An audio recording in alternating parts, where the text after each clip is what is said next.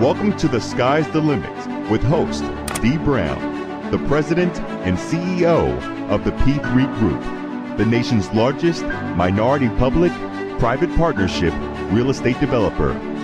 Here's Dee.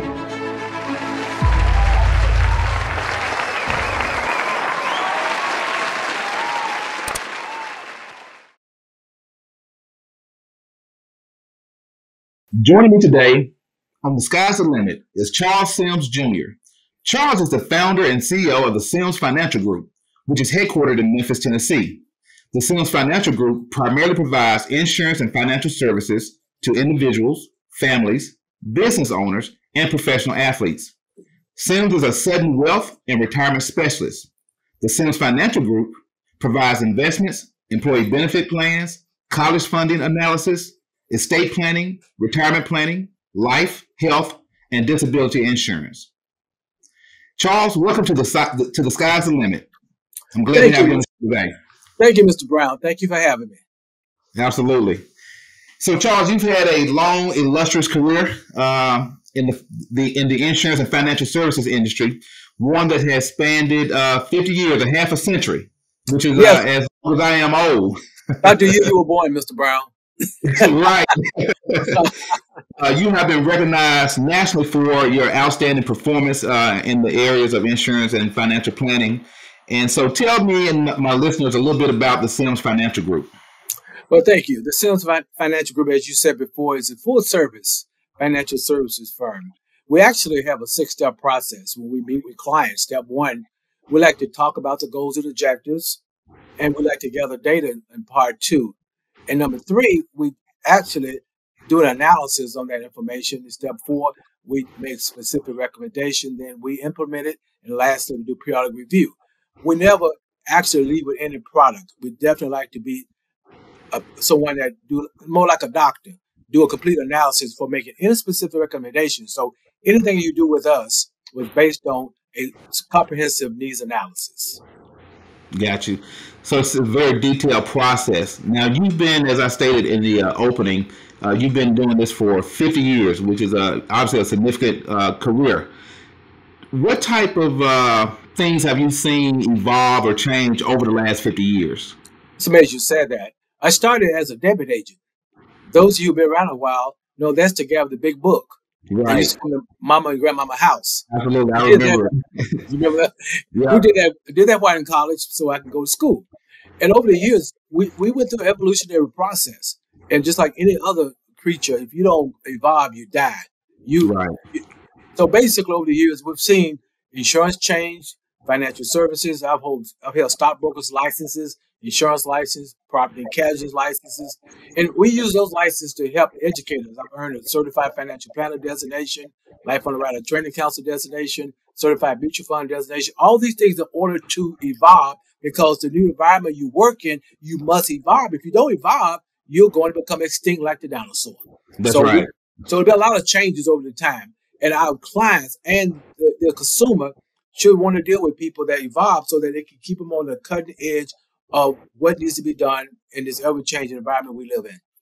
Hey, absolutely. I tell people all the time that running a business is an ongoing educational process. If you're not continually learning and educating yourself on best practices, new technologies, innovations, that you'll end up like the dinosaur or like Blockbusters did. Find yourself on the side of the road, and then someone else would take your place. But you started. Just cut you off there for a minute. It's amazing you mentioned Blockbuster, Mr. Brown. Years ago, a group of us were going to get together and buy some Blockbusters. And we learned right away that technology killing. People can sit at home and Netflix and chill now. They don't have to go to Blockbusters. That's right. And the interesting thing about it, I don't know if you ever studied that case study, but Blockbusters actually knew that Netflix was coming for them. And the leadership there felt that they didn't have to change. They felt that no one would want to sit at home and stream videos over the television. So they did not see the risk of Netflix at that particular time. And of course, the rest of the story is pretty much modern history. But another casualty of that is called BlackBerry. Yeah. BlackBerry owned it. BlackBerry, everyone had a BlackBerry. Right. We call them crackberries. And all they had to do was evolve, and they would have kept the market, but they chose not to. So I agree with that. And that's why at the Sales Financial Group, we are always on the cutting edge of evolution for that reason. Right, right. Now, one of the interesting parts of your story is that you started this in this industry 50 years ago. And so at that time, you were dealing with, segregation, you just come out of the civil rights movement. And so what type of challenges and stereotypes that you have to deal with to get to where you are today?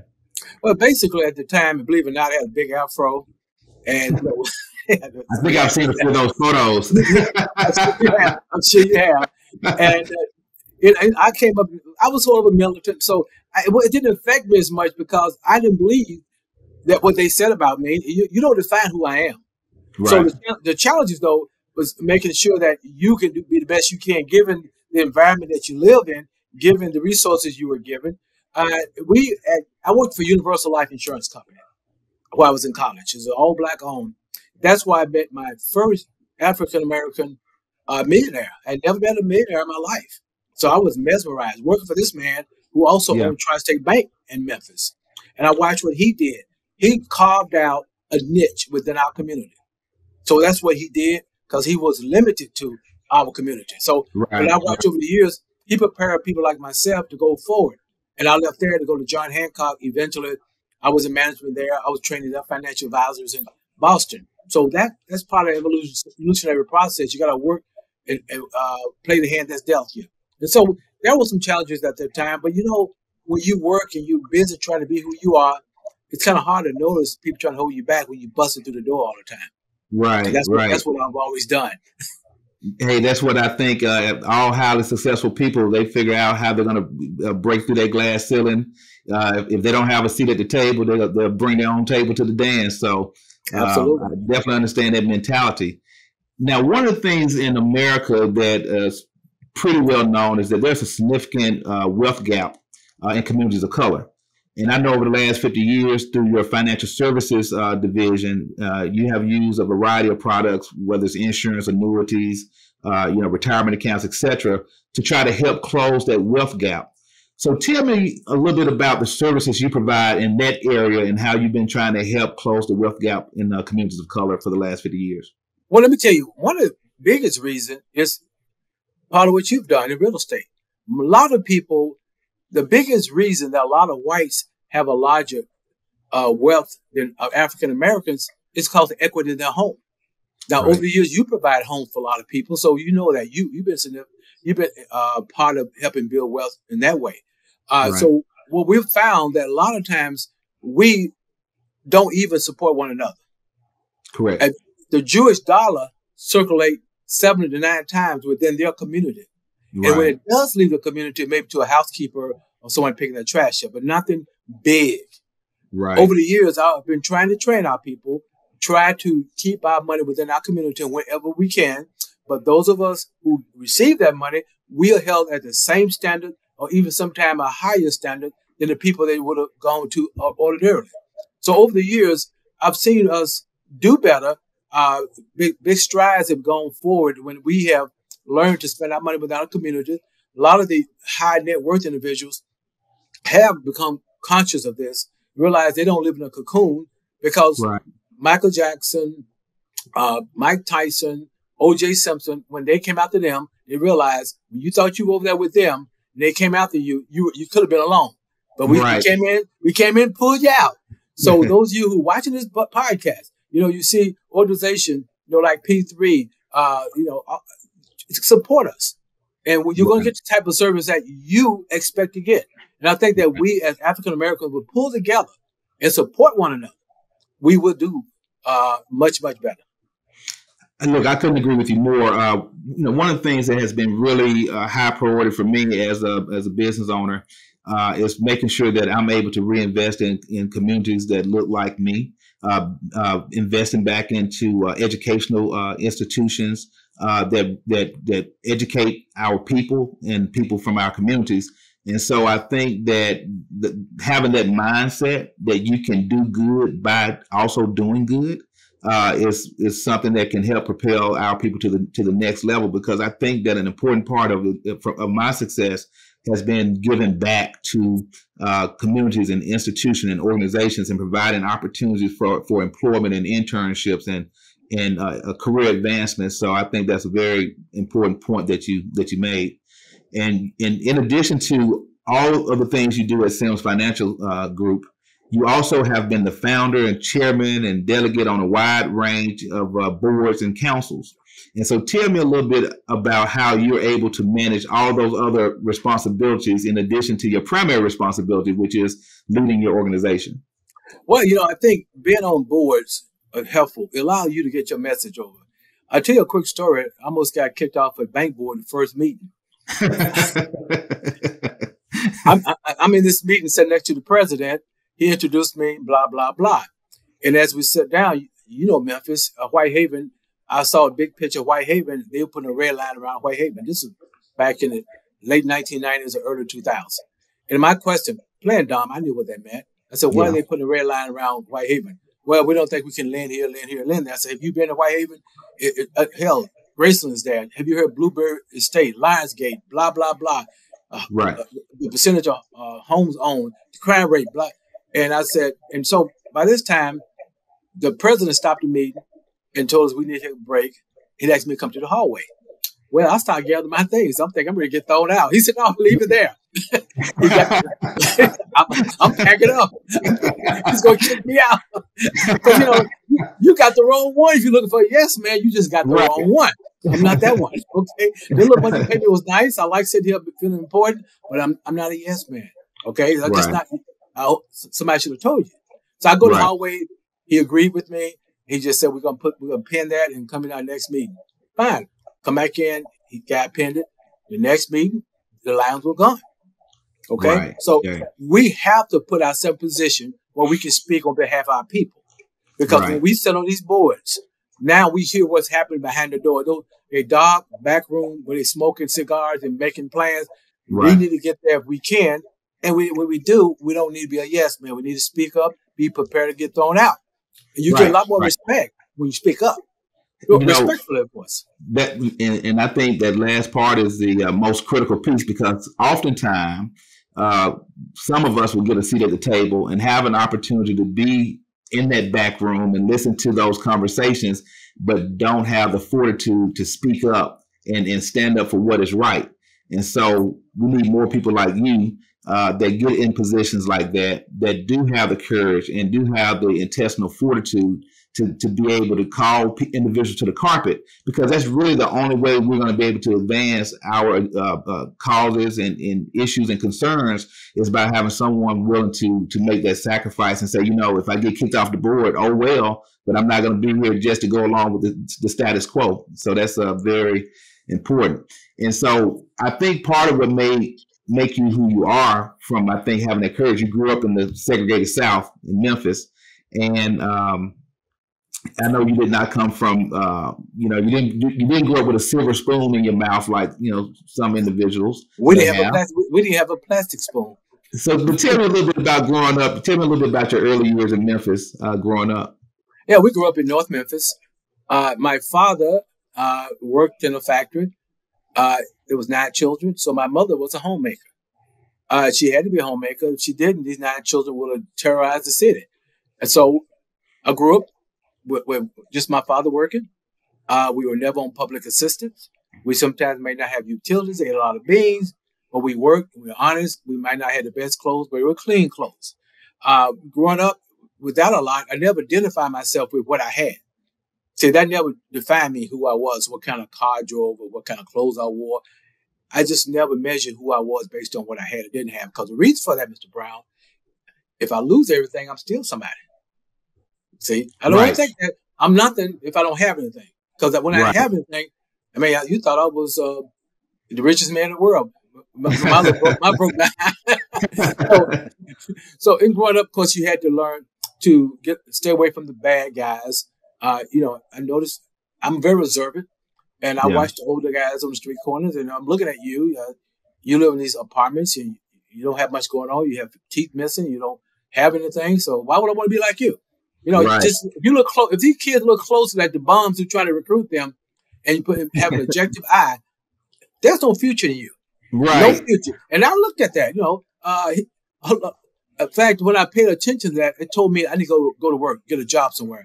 And I think I hurt my father's feeling when I was just 14 years old. I asked my father, I said, Dad, why are we poor? It doesn't even make sense. I mean, that doesn't make sense to be poor. I looked at his eyes. I remember looking at his eyes. I'm stupid 14-year-old saying something like that. And I asked him, let me get a job at 14. So I got my first job at 14, washing dishes. So I've been working ever since. So I think working, I'm at a point in life now, I don't have to work. I don't really work because when you find something that you love, Mr. Brown, you don't never work another day in your life. That's it. That's a wrap. Yeah, I actually retired from working from other people 15 years ago.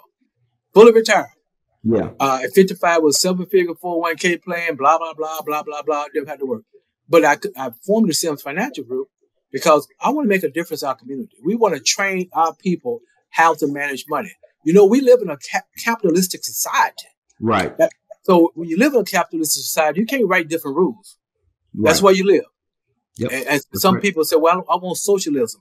Some people say, I want capitalism. I'm more of the middle of the road. When people need help, let's give them some help. Those who, how about hand up? Those who cannot, let's help them. Right. Those who can, let's give you a hand up and teach you how to walk the straight and narrow. So sitting around doing nothing and using illicit drugs and doing bad things all day long, if that's your form of capitalism, go to Cuba, Russia, and try that. Tell how that works. Right. That's right.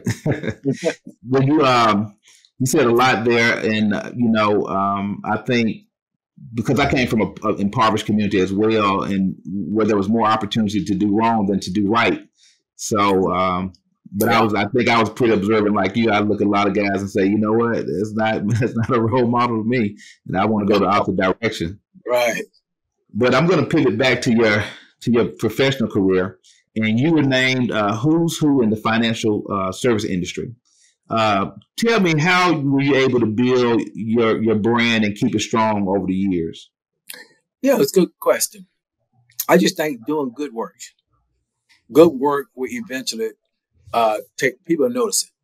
When people, when I get on my BBB, Better Business Bureau, and I get a lot of people just citing the great things we've done for them, people notice that. I do things like this on a regular basis. You can tell how much of an introvert I am. So I do this, and people know who you are.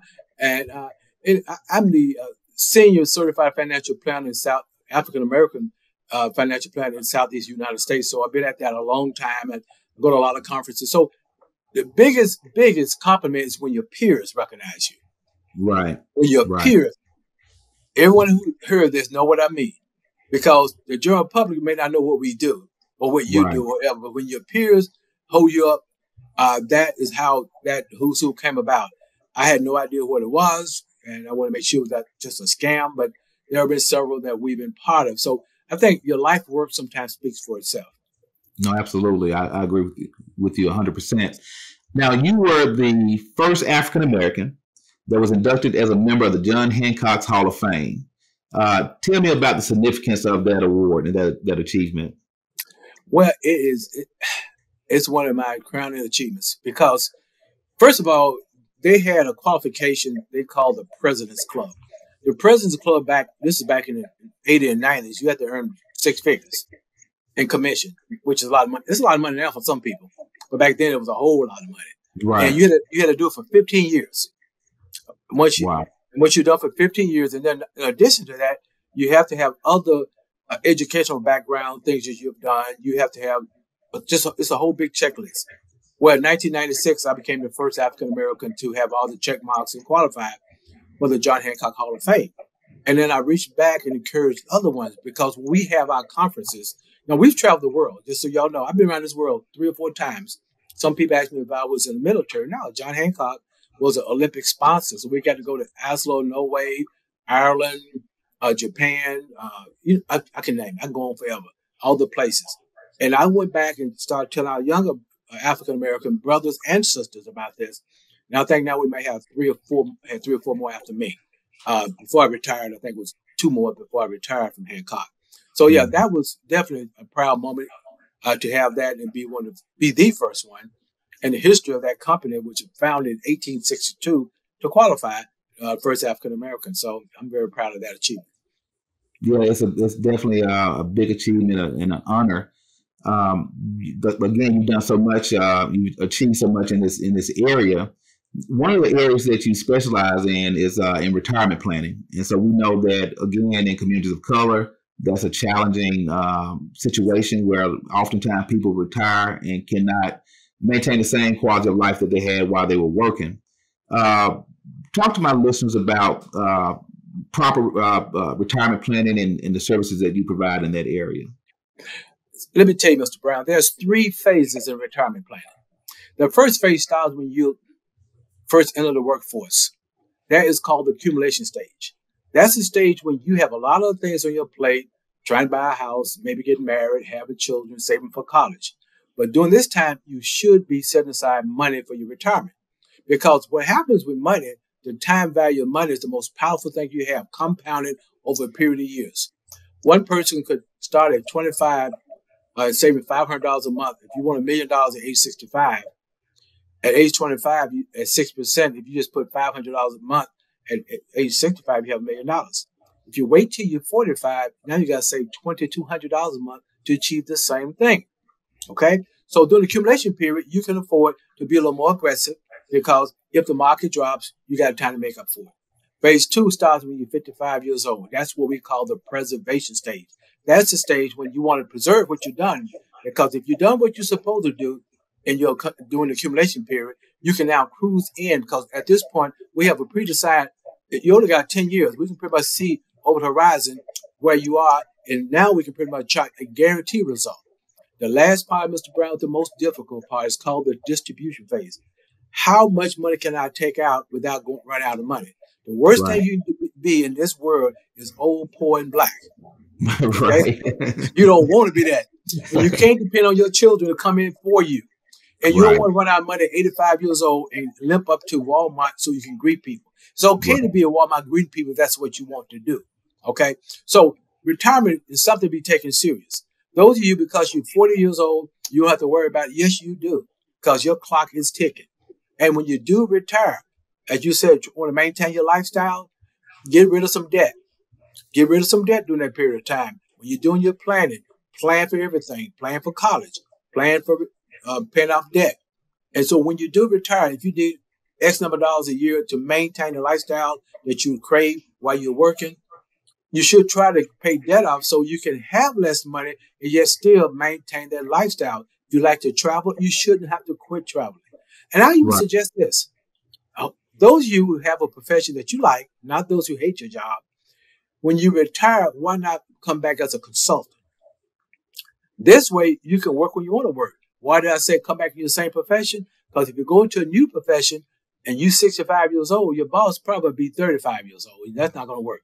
So, and if you don't have a profession now that you like, maybe in the last 4 or 5 years, think about what you want to do and go to school for that, train for that, and so that you have something to do. If the pandemic didn't teach you anything, sitting around the house doing nothing is not fun at all. Absolutely. Not at all.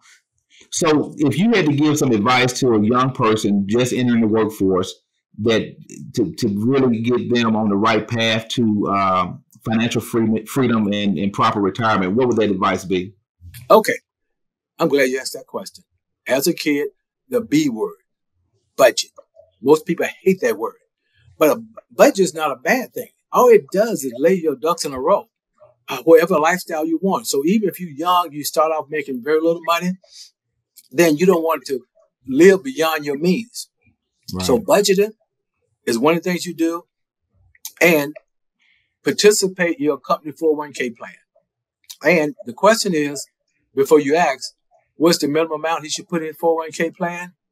The minimum amount that allows you to get 100% of the company's match. Right.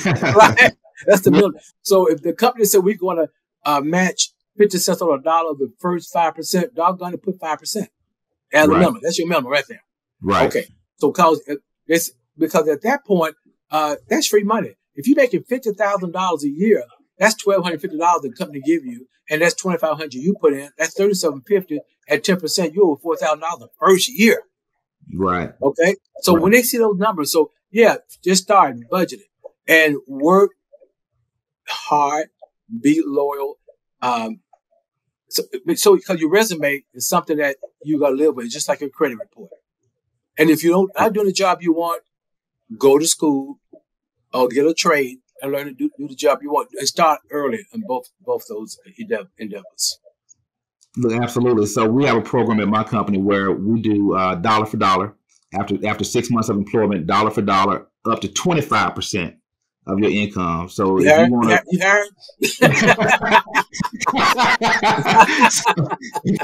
so you can literally get a 25% pay raise after 6 months on the job. Wow. Just by investing in your retirement. And so I actually created a program because it's a form of you taught me when I was in my early 20s about golden handcuffs. Yes, it's one of my golden handcuff techniques. But also I want to be able to have people retire from this company who can say I retired, with a multi-million-dollar retirement account. Because you hear about that from certain companies, certain industries, but it's not oftentimes that you hear someone telling that story from an African American owned company. And so that brings me back to my next question, which is related to generational wealth. And generational wealth obviously is a topic that is kind of foreign to our people, right? And I was I don't know if you read the book called Black America Reconstruction. It was written by W.E.B. Du Bois. And so that particular book, it educated me on why is it that some white people, even when their economic interests are aligned with those of African Americans, why they will not support policies that would even benefit them. And so W.E.B. Du Bois wrote in the book that white people receive, even though they may be low wage earners, they get a incentive pay by being white from public perception and psychological perception that we don't have the benefit of. And it's because of that psychological difference that they have, they don't align themselves with our economic interests. And so I say that to say, or to ask you, what do you think we can do to really help better educate our people about the importance of creating generational wealth? Because I do notice that even with business owners, oftentimes we create successful businesses only to live the lifestyle that we want to live for ourselves and not think about perpetuating that business to our, children and keeping that business going from generation to generation. Well, what happens, Mr. Brown, is generational wealth is very difficult for people to conceive who've only worked in service industry jobs. And of course, you and I, we're minorities in being business owners in our community. So as we encourage more of our people to do that. Now, let's stop there for a moment. Even those who don't have their own company, generational wealth is there for them as well. And that sometimes come with educating your children about money. When you teach them the ABCs, teach them about money, piggy banks.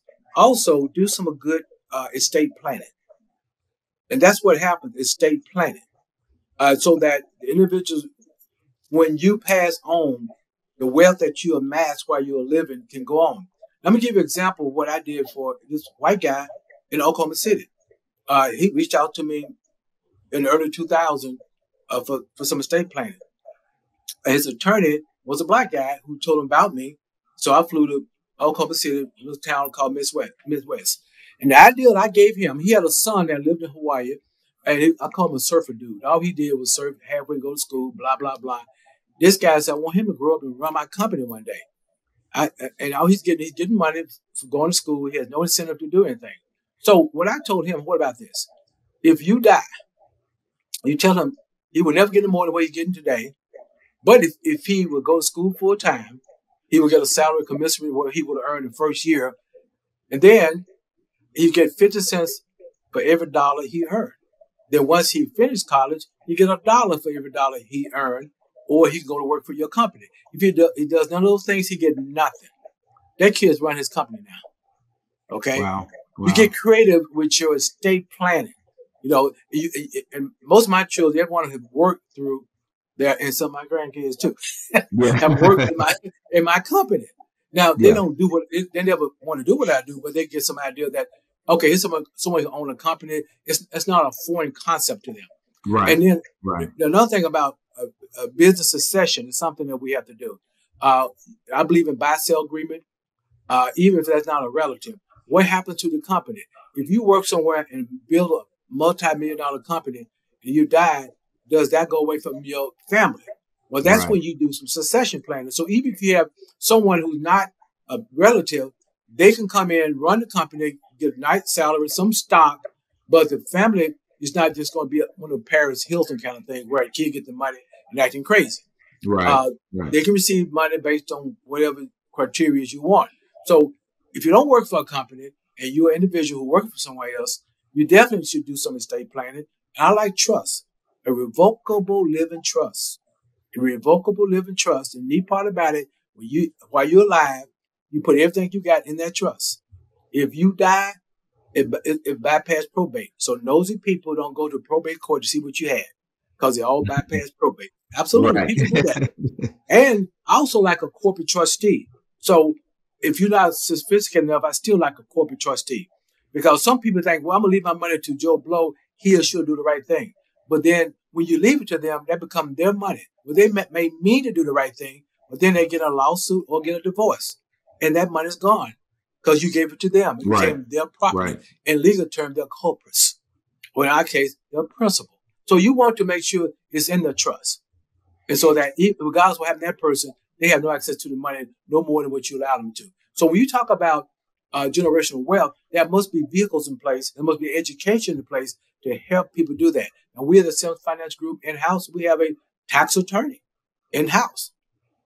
She does wills, she does trust. She's an enrolled agent. When you're in tax trouble, take care of that. We also have a full-blown CPA that we work very closely with.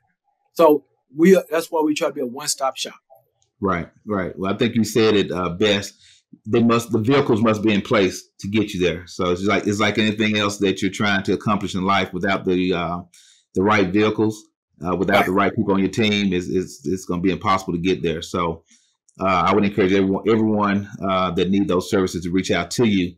I have one final question for you, and this is really geared towards young people and older people that are seriously considering a career in insurance and financial services.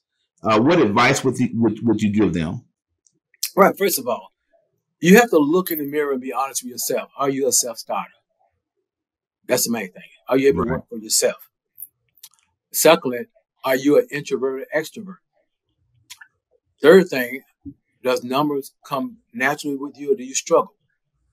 You get around that with computers and calculators. When I first started, will.